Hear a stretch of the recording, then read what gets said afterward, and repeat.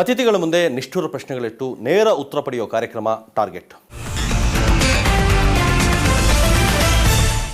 ನಮ್ಮ ಇವತ್ತಿನ ಟಾರ್ಗೆಟ್ ಗಾಂಧಿವಾದಿ ಹಿರಿಯ ಸಾಮಾಜಿಕ ಕಾರ್यकर्ता अन्ना हज़ारे.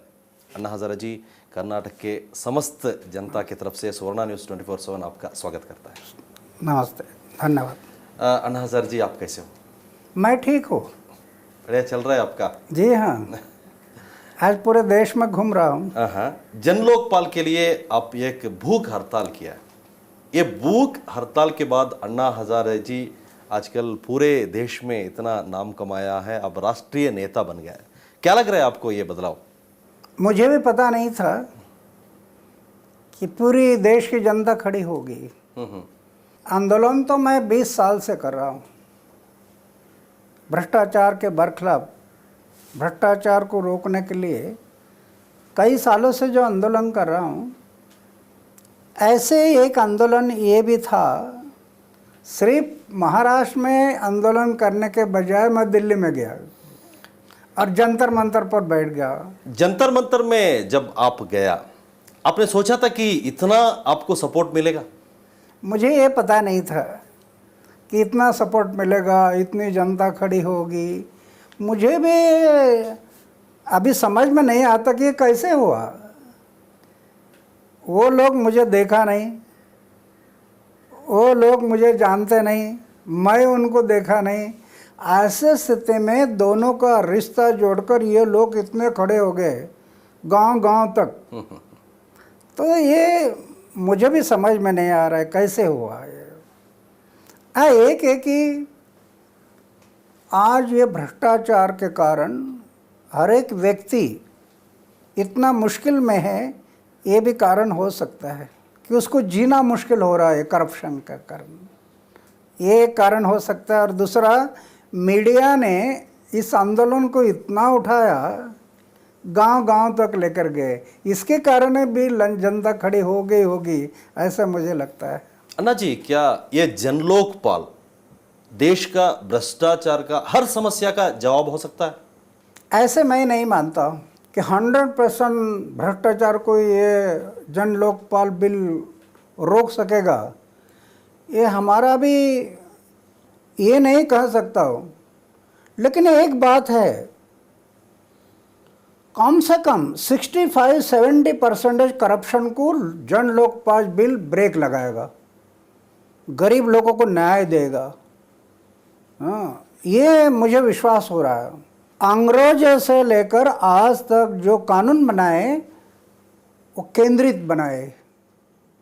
कानून का पालन जनता ने करना और सरकार ने उसके ऊपर नियंत्रण रखना, ऐसे कानून बनाए. जन लोकपाल बिल कानून ऐसा है कि इस कानून का पालन सरकार ने करना और जनता ने उसके ऊपर नियंत्रण रखना, विकेंद्रीकरण. इसके कारण इसका प्रभाव बहुत आएगा. और दूसरा है कि ये जन लोकपाल बिल, जैसे राइट टू इन्फॉर्मेशन, मैं 10 साल लड़ा, 10 साल के बाद ये कानून बन गया. अभी राइट टू इन्फॉर्मेशन से बड़े बड़े घोटाले बाहर आ गए.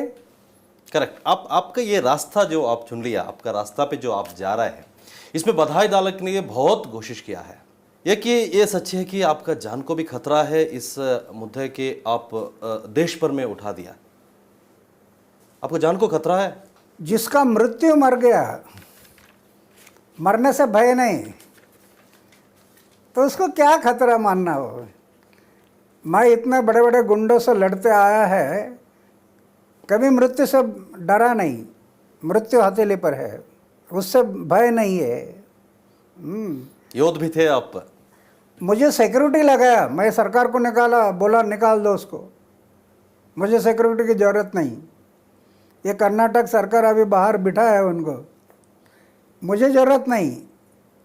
अरे भगत सिंह ने कहाँ सिक्योरिटी मांगी थी, सुखदेव राजगुरु ने कहाँ सिक्योरिटी मांगी थी.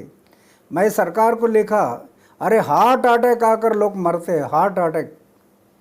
ऐसा मृत्यु आने के बजाय देश सेवा के लिए, समाज सेवा के लिए मृत्यु आ गया तो ये मेरा सौभाग्य है. लेकिन मारने वाला कोई आता नहीं.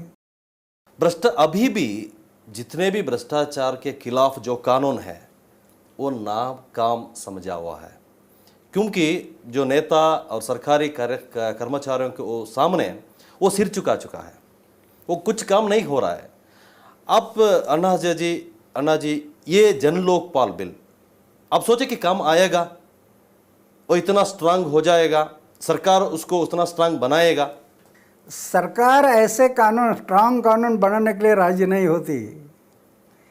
और मुझे विश्वास है ये कानून में ऐसी शक्ति है कि चाहे मंत्री हो, चाहे वरिष्ठ ऑफिसर है, कोई भी है, उसको जेल भेजने की शक्ति है लोकपाल बिल में। आज क्या है कि कानून कठोर नहीं है, उसका डर नहीं लगता किसी को भ्रष्टाचार करने में, क्योंकि वो कठोर कानून नहीं। ये कानून ऐसे कानून है कि वो जेल में भेजेगा। क्या ऐसे कानून ये लोग बनाएंगे? इनकी इच्छा नहीं बनाने के लिए, लेकिन जनता अगर खड़ी हो गई देश के, तो इनको वो कानून बनाना पड़ेगा। सरकार एक ही बात के लिए डरती है, जनता जो कहती है ये नहीं किया तो हमारी सरकार गिर जाएगी, गिरने से डरती है। और वो शक्ति जनता में आ गई तो सरकार को कानून बनाना पड़ेगा। ओके अन्ना जी, आप और आपका कमेटी के ऊपर भी इल्ज़ाम लगाने के लिए घोषित किया गया है, उसके बारे में आपसे बात करता हूं। अन्ना जी, जो ಇನ್ನಷ್ಟು ಮಾತಾಡ್ತೀನಿ ಅದಕ್ಕೂ ಮೊದಲೇ ಒಂದು ಚಿಕ್ಕ ಬ್ರೇಕ್।